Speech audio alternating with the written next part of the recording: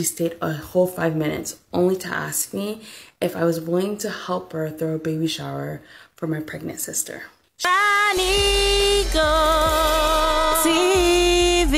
saw this video and I decided to come share with my audience because I don't know if some of you can actually relate to this or not. But as you saw in the intro, she's a creator also. She's even a YouTuber, okay? But she's also a TikTok creator. And she came to share her experience of how she is not in tune with her mother.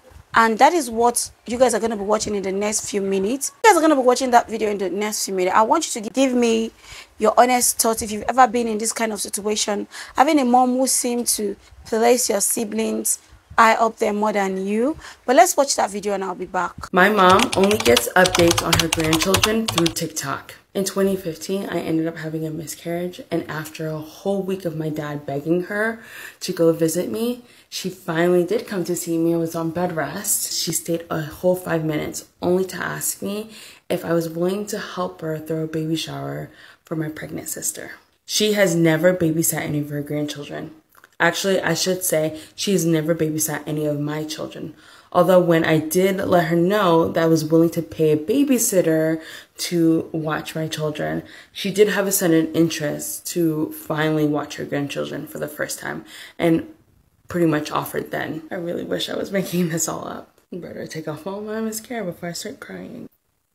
I've had 4 pregnancies, I've had 4 baby showers, and my mom has hosted 0 baby showers. She also has attended 0 of my own baby showers, and it's not because she wasn't invited. There was a time that I really wanted to connect with my mom, and so for my 3rd birth, I actually invited her to be in the room with me, and I was really excited and told her how badly I wanted her there for me. I go into labor and I let her know that I'm in labor. I tell her, please come, I'm having the baby. Hours later, she finally makes it.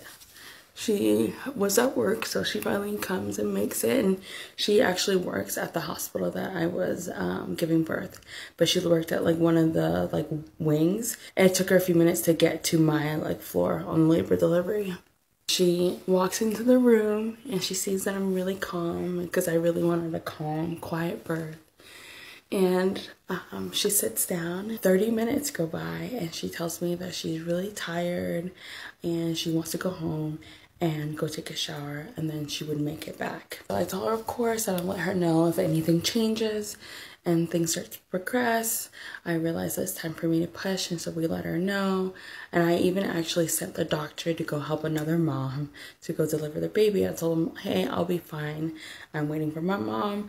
The baby's not going anywhere. Like, the baby's not gonna like leave or move until I start pushing. So the doctor leaves, delivers another baby, comes back, and it's like, wow, I'm surprised, like you haven't delivered the baby yet, the baby hasn't moved. I'm like, of course. And so my mom doesn't make it for the birth, but what's crazy is that she never even came back. I was in the hospital for 3 days, and she actually works at the hospital that I delivered at, and she never even came and visited me at the hospital after I delivered the baby, which really wouldn't have been a big deal. If I hadn't just been at my sister's birth a couple months before that. My mom sat in the waiting room the whole time while my sister was in labor and never left, even after my sister kicked her out, and it was pretty obvious. My mom couldn't wait to go home to take a shower because she needed to take a shower and missed my child's birth, but sat in the waiting room for my sister to give birth. So what's even sad is that I wasn't even the one that initiated the no contact. It was actually my mom, and I didn't even know about it until my dad called me one day and was like, hey, did you know your mom's not talking to you? And I was like, no, what do you mean?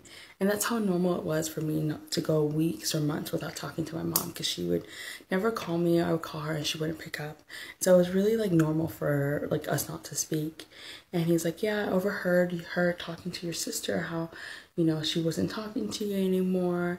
And that's how I found out that my mom wasn't talking to me, and she was the one that initiated the no contact at first. She has tried to reconnect with me since then. I don't know if it was just her seeing me on TikTok. I don't know if it's just the fact that she wanted to have a connection. I honestly don't know and really don't care. I mean, I really feel like it was just the fact that I blew up on social media was the only reason why she even reconnected with me or wanted to reconnect with me. But the one thing that I knew was that I did not want to subject myself or any of my kids to who she was. The fact that she was able to go years without checking up on her grandkids or checking up on me. I had another miscarriage, obviously, but like that wouldn't have mattered to her.